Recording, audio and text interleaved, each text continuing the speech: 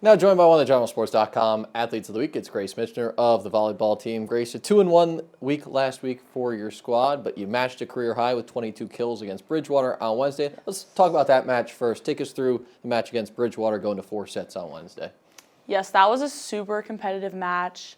That was a great game heading into the weekend to play Juniata. Really helped us just with our strategies and learning some different plays, running through some different scenarios. And honestly, like a challenging game is always good to have a win into a weekend. So. Talking about that weekend, you played Susquehanna. You won in straight sets. Then you suffered your first defeat of the season, but it came to the two-time defending national champs in straight sets. But it was a little bit closer perhaps than the score may indicate. Right, yes. They are really good, as their title says. But yeah, we still played really well. We continued to fight through each point. We were winning at one point, so it made him a little nervous at least. But yeah, it was a really fun game. 2 more conference matches, 3 home matches this week, including a big match on Wednesday against Christopher Newport. Keys to walking away with a couple more wins this week. Absolutely. We are going to work hard in the gym this next 2 days to learn our scout, learn how they play, just really like hit home some key points to take away a win for them more. Yeah. She's Grace Mitchener of the volleyball team and one of our GeneralSports.com athletes of the week. Grace, thanks for joining us and best of luck this week. Thanks.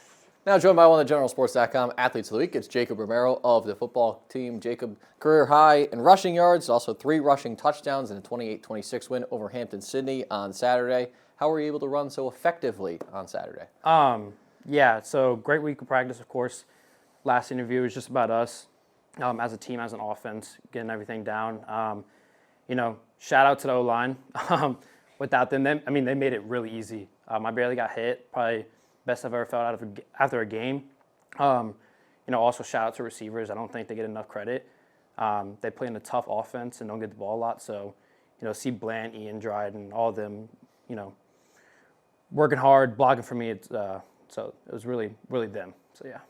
Couple of touchdowns inside the 10-yard line, a couple chances where you guys had to, went forward on 4th down, that gamble paid off. How was that really a difference maker? And then be able to ice the game out by having the ball for the last 8.5 minutes in the 4th quarter and just run the clock out, what you guys do best. How was that able to really kind of change the complexion of the game? Yeah, so of course, the fourth and 1, going for it on, Marcus had a great one on 3rd and 18. I think we had another one just as far.